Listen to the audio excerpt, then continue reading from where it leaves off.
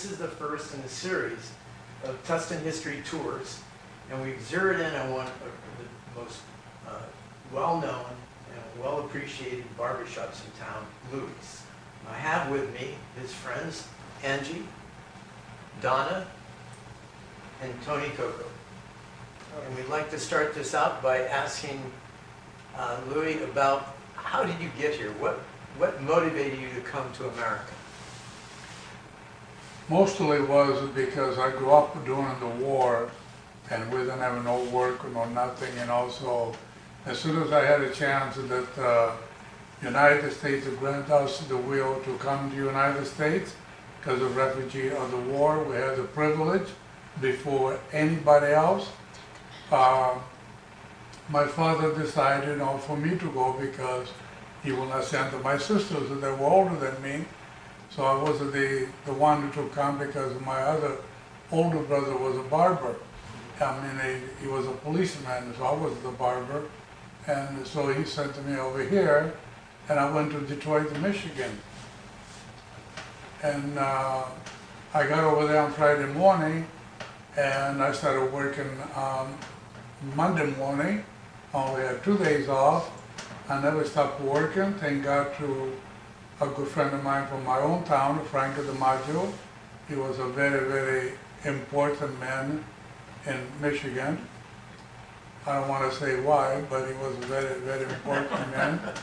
And so he called the barber board and just say, look, this guy is a master barber. I know him. I'll go in Sicily, get a haircut from him and shave. But he doesn't have a license because he doesn't speak English. So why don't you let him work so he could pay income tax, and then when he learns English, he will get the license. And that's what I did. And thank God, thank him, I only had 2 days off since then. Well, I heard you were a very talented man. You could sing, you could cook, you could do about anything to make it. You picked barber to be a barber. Was there? Well, the singing was that I want to be a professional singer, and but I was still working as a barber.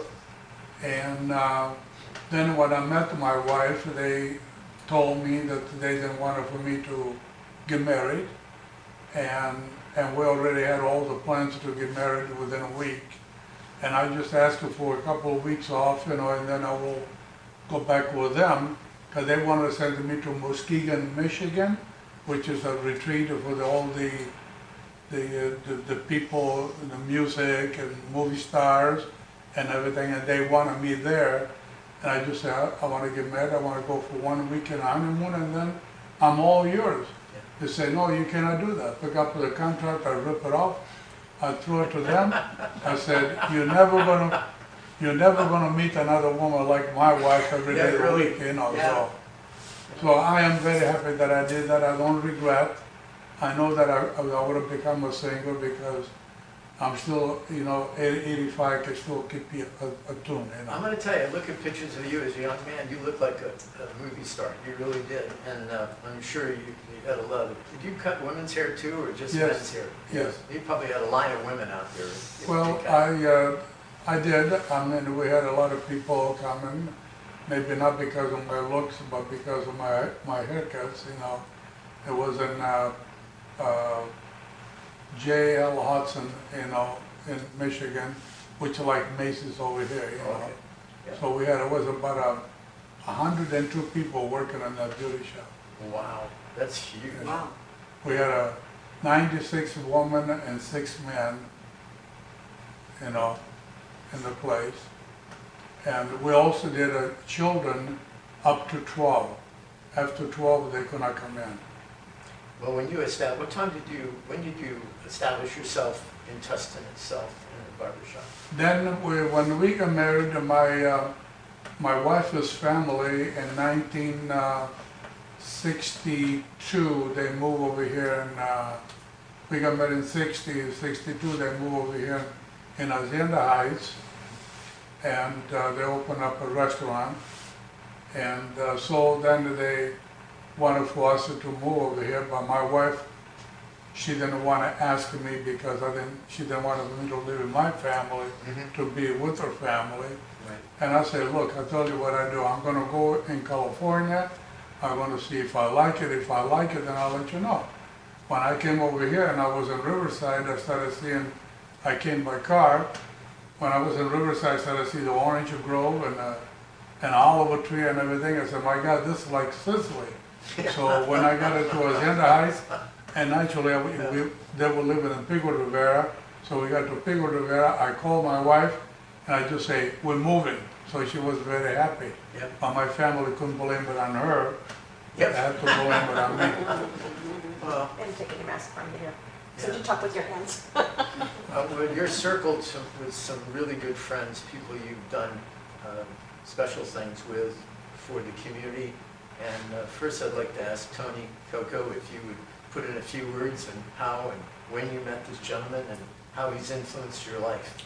Well, I just learned a few minutes ago that he got married the same year I got married, so that started a long string of coincidences.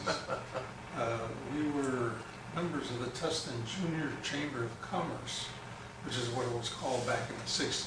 It's called the JCs now. Okay. And he already disclosed how old he is. But I have to tell you, we were both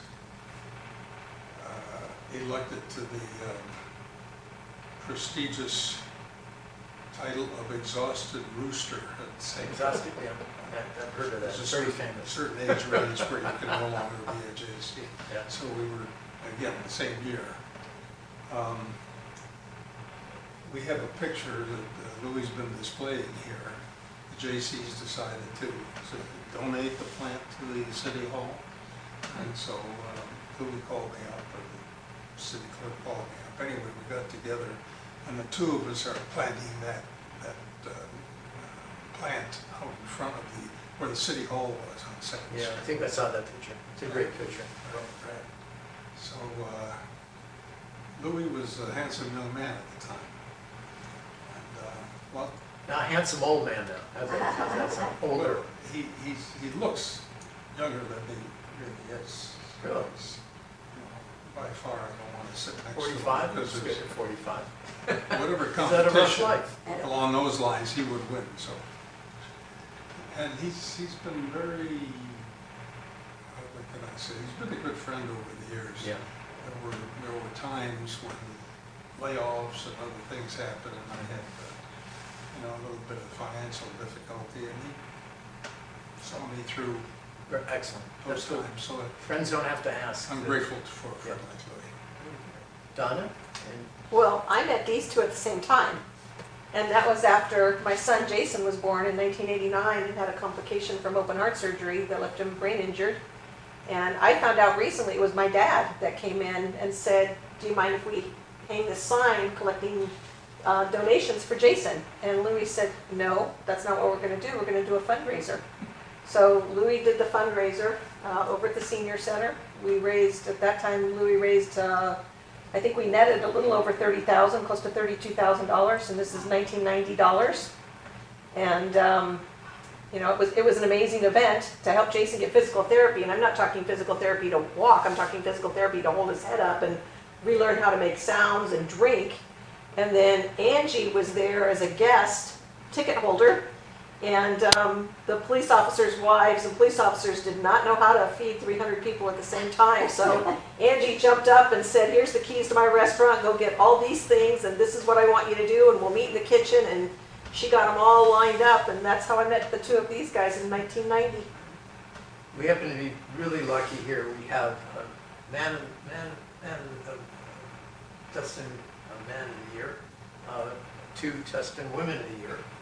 I'm a Man of the Year, but our whole direction is to help the community. And I think right now, this gentleman we're interviewing could have been Tustin Man of the Year 2 or 3 times over. Angie, how did you help working with him and all his stuff that he was putting on different events? Well, I think the only event, well, 2 events, I guess.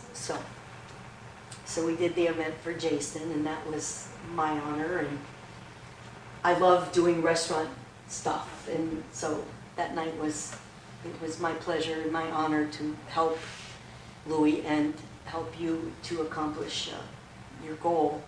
And then just recently, Louie had his barbershop. I'm not sure if we mentioned it already, but 50 years here in 50 Tustin. years, And yeah. I think one of the only businesses that has been in Tustin for 50 years. And we just did a fundraiser for the police department.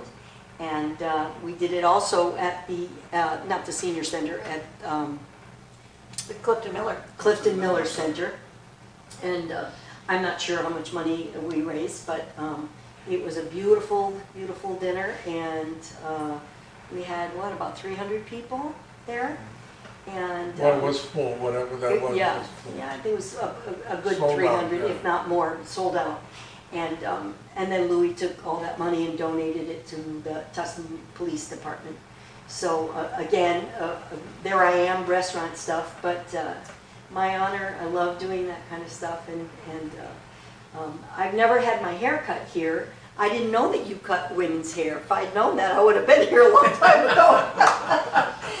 But it's just been really an honor to be here with all of you, and especially to honor Louie today and let you learn about Louie and all that he's done for our community. Well, I think one of the things that hasn't been mentioned that we need to mention is Louie was one of the major fundraisers to build the Wally Carp Police Memorial in front of the Yeah, police I was just gonna department. bring So that up. That's- again, his heart's been giving, and you weren't here to share, but I did share with Louie the reason I started volunteering was to give back to this community because of what you did and because of what you did. And 10 years later, Woman of the Year, because of Yeah. your influence and your influence on, this is what you do in a community, is you give back. Yeah. And Louie's just been the king of that as far as giving. You raise it and you give it away, and that's your biggest heart, Louie. And one of the things I want to say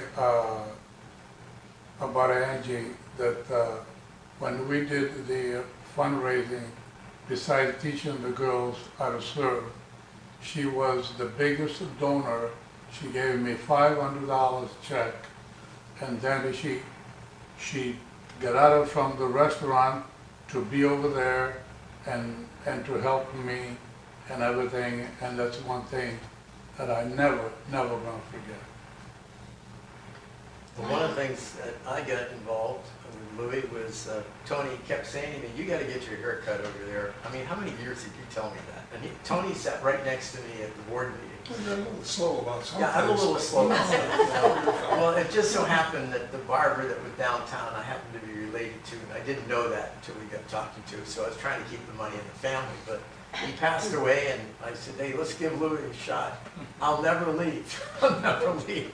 The first time I went home, Gretchen said to me, that's the best haircut you've ever had, and I said, you bet. Wow. So, yeah, and another thing too, and I guess the two of us can talk about this, he's great.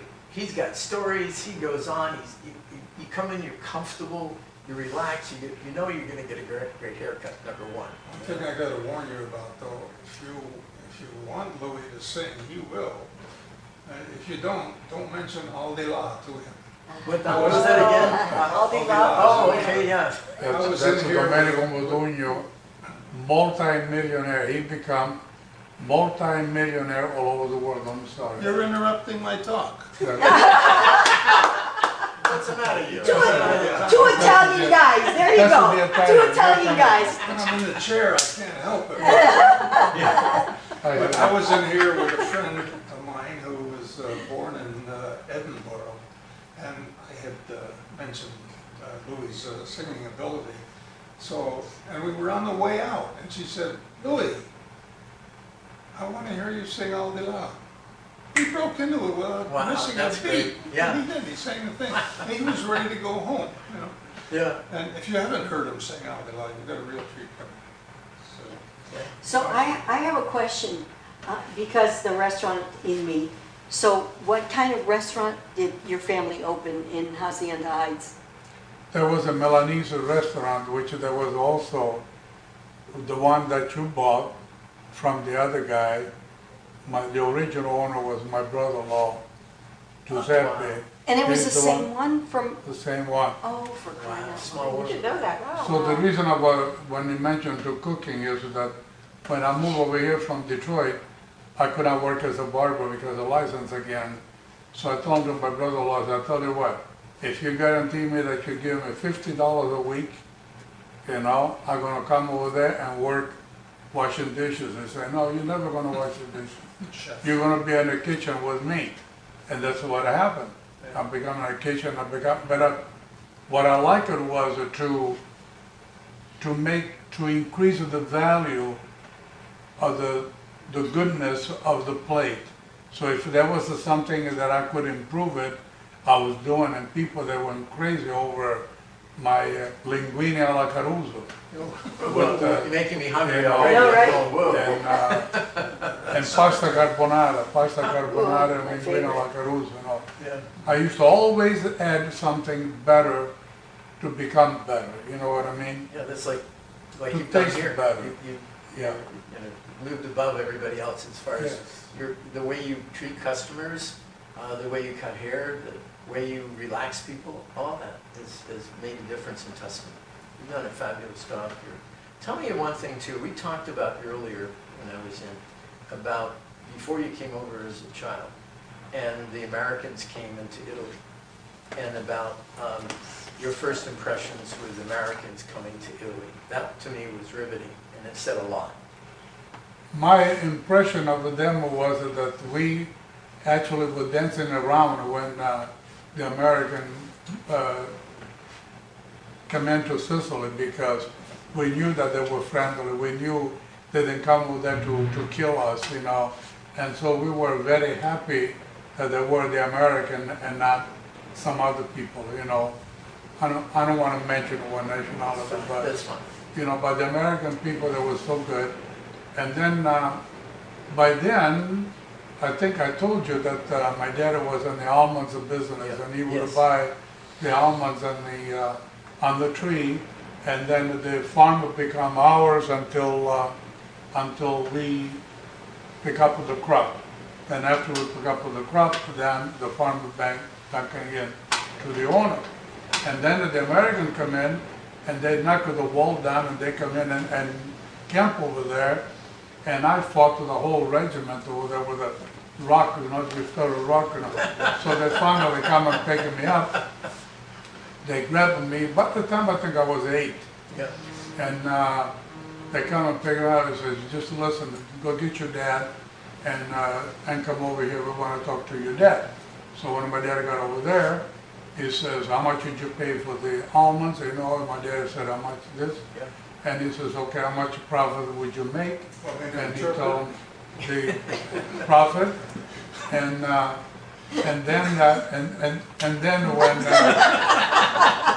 And then when my dad told him about the profit, they actually even increased a little bit more. Sure. And they say, okay, now you made your money and everything. My men can eat all the almonds that they want. You don't have to throw rock at us anymore, and everything. And that's what we did. And whatever was left, when they left, actually my dad picked it up. So he come out to be a big winner, Yeah. made more than double than what he would have made. And I think we came out as a big winner when you came to America. Well, thank you. I'm saying it from the heart. You've given so much to Thank other you. people, but not expecting anything back. I appreciate it. Well, then when I was a chef, how did I come to Tustin? When I was working at my brother-in-law, Mr. Levine, which he owned quite a few of the small shopping center, he used to come over there every Saturday and eat with his wife. So I told to my brother-in-law, he wanted to open a restaurant with me, but he wanted to have the same restaurant. I wanted to have a more cocktail lounge and, and everything. He didn't want to do that way. I said, well, if I gotta make it $300 a week, I might as well go to work in a barbershop. At least at 6 o'clock I close, Yeah. and I'll be home with my wife and my child, So That's both ways. when I went to Mr. Levine, I just said, Mr. Levine, when you open another shopping center anywhere other than Los Angeles, I didn't want to go that far. I said, let me know because I want to open a barbershop. And he said, barbershop? I thought you were a chef. I said, well, no, I'm a barber, but I'm cook too. So he pulled the key and gave it to me, and he says, here, go to work. I said, where? He says, in Tustin. Where's Tustin? He says, you pass the Sanana, you give me the address.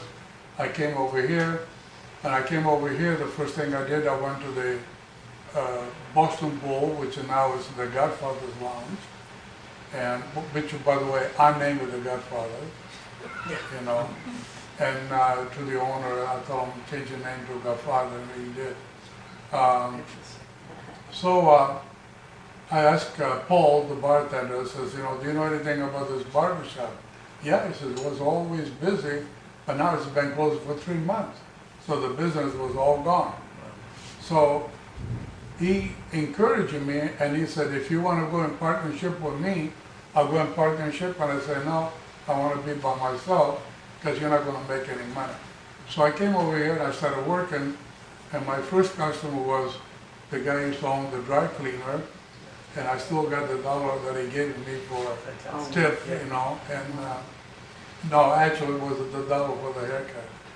And so well, the haircut was only $2, Yeah. So when I came over here, I noticed by visiting a couple of barbershops that everybody looked like a Marine,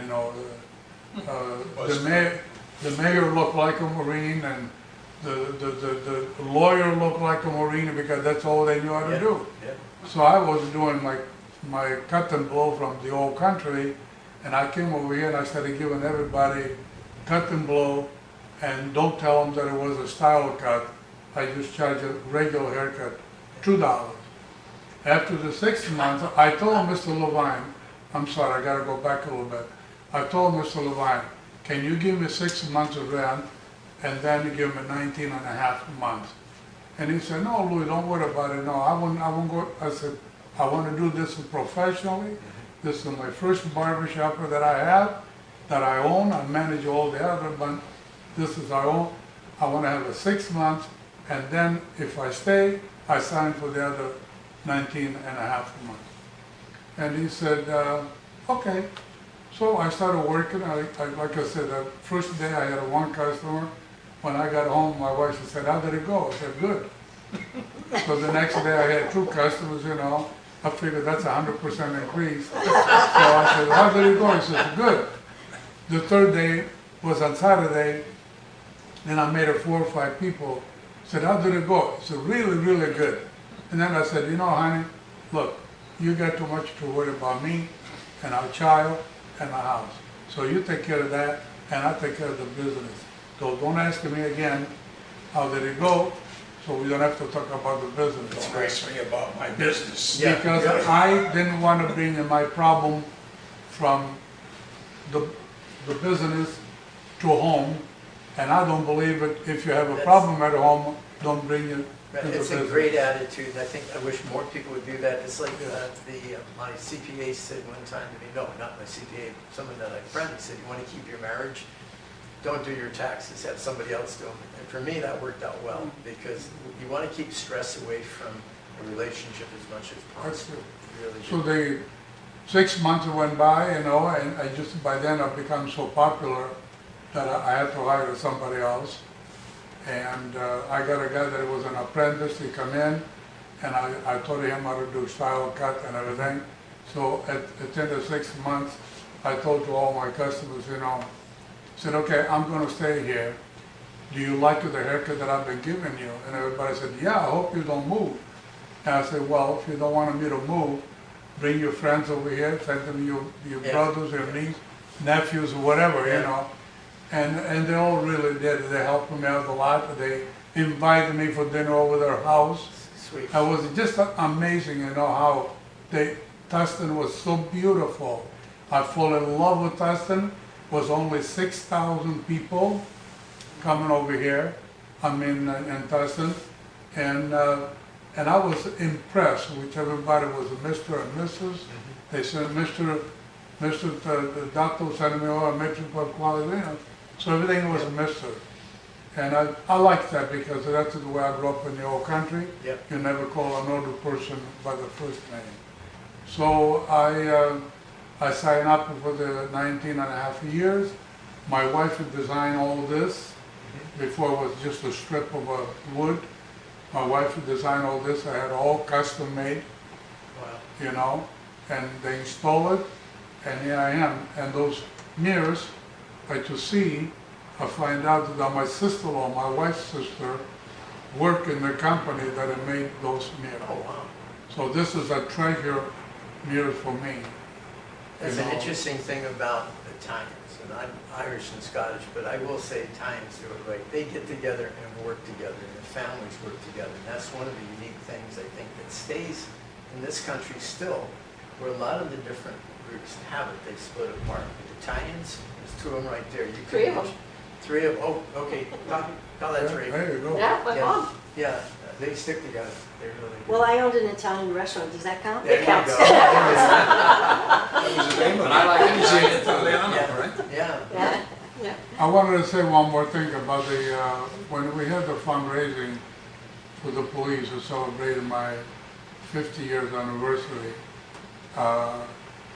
I am so much in love with my good Armenian friend that I wanted to name her something big, but being that she already been named the Woman of the Year and everything, we give a wonderful Miss Generosity. Yeah, Is that right? Yeah. Ms. Generosity. yeah. Thank She's you. got the plaque that says so. Yeah. And I want to let you know that not only has he done things in the past, he's even planning things today. And we talked about a couple different events that you want to get together. And I'll say I'm Italian right now, okay? I'm pulling in with the group, and I'm going to try to help them as much as possible to do these events that you've planned. And what's happened in this town, it's gotten so large, it's 80,000 plus. A lot of new people have come in. And I think part of history is to let people know who's been here and what it's all about, and what you've done for the community, and what you're still doing for the community. So I want to thank you very much, and everybody here for getting together and kicking back and talking to our friend. You are my friend. Thank you. You wanted me to mention whatever we want to do? Oh yeah, you go right ahead. Okay. What I want to do that is in my heart, after did with the beautiful job for her son, I want to collect some money for the wounded soldiers and warriors, whatever they're called. And but I want to have it an open field because I want to collect a lot of money, and we got to do it when this is over, when this thing is over. Sure. And I'm sure that with the help of all of you, we could do a very good job. And maybe do the warriors and then do one for children who need help, include her son. The silver lining in the virus that we're going through right now, and you saw it in moving his mask around, is that we have time to sit and think and plan. So it's not that we're not doing anything. We're not staying in our houses and being afraid to go out. This is one example of it. We're moving ahead, we're planning ahead, so we can even make better and more successful events. And hopefully this will be the beginning of the events that we're planning together. So anyway, thank you very much, everybody. I hope you enjoyed this casual kickback Tustin history tours. Can I add one more thing? Am I still in time? It's your interview. It's so- your interview. You Yeah. take the time you want. That'll be edited out. We'll edit everything. Yeah. We have 30 minutes, but I can cut a bunch of Pete out, we'll have plenty of time. Oh, okay. I also, one of the things that I'm very proud of is that this guy is writing a book Oh, about my life. And the reason he's writing the book is not because I want to make any money or I want to be famous, because I don't need to do that. But I'm doing because I want the American people to know how lucky you are to be born in this country, where you don't know what we went through in our life during the war, you know, and after the war. And I also mentioned a couple of times that if you really want to know, is rent two movies. One is called The Zookeeper's Wife, which is based on a true story in Poland, 1939. And the other one is Malena or Maddalena. One is in Italian, one is in English. When the American invaded Sicily, and that's what I was very, very happy when they did that. And show what people had to do to survive. Yeah. Not to go to the movies or not to go in a car, survive. One handful of almonds, that was your dinner, that was your lunch, that was your breakfast. And people don't know over here. People, they complain that they got a used car, you know. I didn't even have a bike. Yeah. Amazing, absolutely. I didn't even have a bike. But you know, we had so much love for each other that we survived. And I knew the way, what made me what I am now. I'm not a rich man, but Tustin and Irvine is what given me everything I got. American giving my wife, my children, my family, and Tustin and Irvine gave whatever I have now. Fabulous. And we are rich because of you. Yep, yeah. We could go on probably for another 2 hours here, to tell you the truth. I have questions I want to ask him, but I don't want to have people go, well, how long is this going to be? But this has been a great get-together. Thank you, and we've been... And I think on 3, we should all talk with our hands. 1, 2, 3. Everybody you, talk with your You are the hands. best. See you later, everybody.